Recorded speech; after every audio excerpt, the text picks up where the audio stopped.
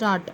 Standing before you here today, I find myself overcome by many emotions and memories.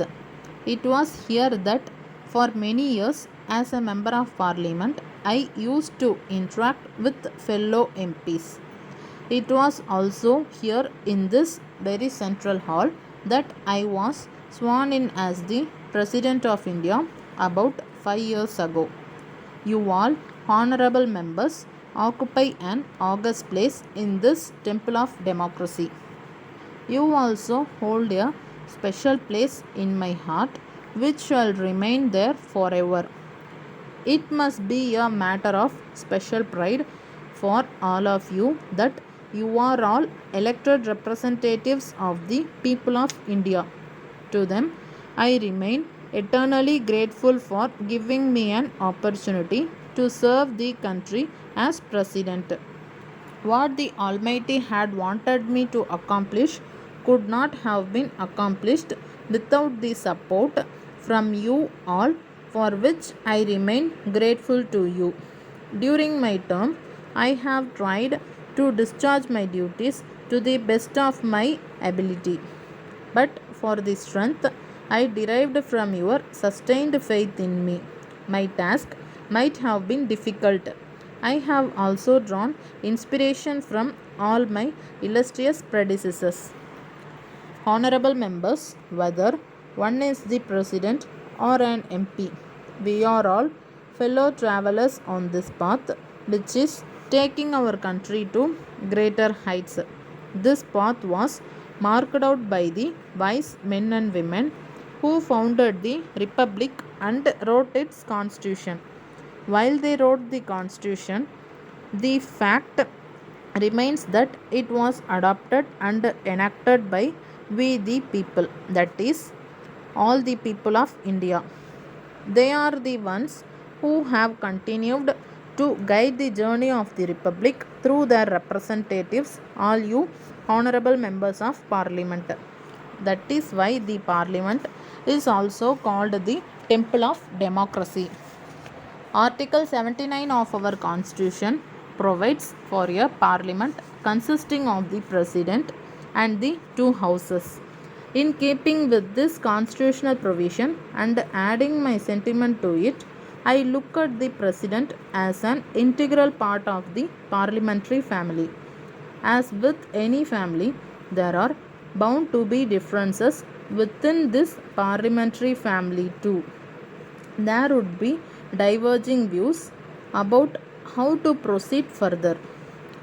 But we remain a family, and the interest of the nation remains our top priority.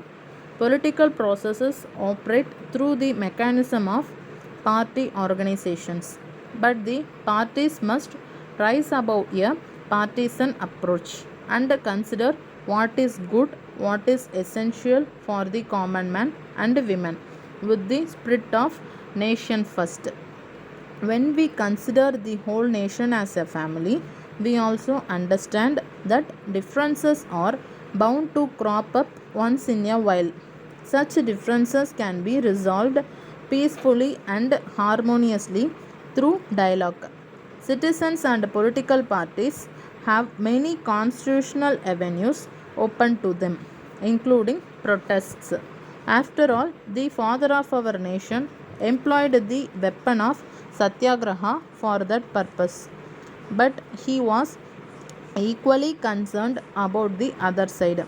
Citizens have a right to protest, to press for their demands, but it should always be in the peaceful Gandhian mold. Honorable members, there have been two high points of my term in the Rashtrapati Bhavan. Memorable events have been organized all over the country as benefiting commemoration of the 150th birth anniversary of Mahatma Gandhi. In this context, I would like to mention the transformational achievements of the Swachh Bharat Abhiyan. It can be said that this national campaign of sanitation has been a true tribute to Mahatma Gandhi by the government and the people. As the second historic event, Asadika Amrit Mahotsav is being celebrated enthusiastically by citizens to commemorate 75 years of India's independence. I would like to congratulate the government for the successful organization of the two historic events. It is especially touching to see the people, young and old alike, participate in them and reaffirm their links with the history. In the year 2020, in a matter of a few days, our world changed like never before. After nearly 100 years, a pandemic jolted the entire humanity. It has been an unprecedented tragedy in our times, and the whole world is still struggling with it. At this stage, one can only hope that the world will draw the right lessons from it. The chief lesson is that we human beings have forgotten that we are part of nature. The reality is that we are neither separate from nature nor we are above it. The outbreak of the pandemic was partly linked with the disruption in ecological balance. The last 2 years have also reminded us that we are, after all, one human family and our survival depends on mutual cooperation. India's efforts in combating COVID have been appreciated worldwide. With everyone's efforts, we have achieved the target of 200 crore vaccinations in just 18 months. During the corona period, we had provided free ration to 80 crore people. I believe that by internalizing these learnings in our policy frameworks, we will be able to face the next big crisis.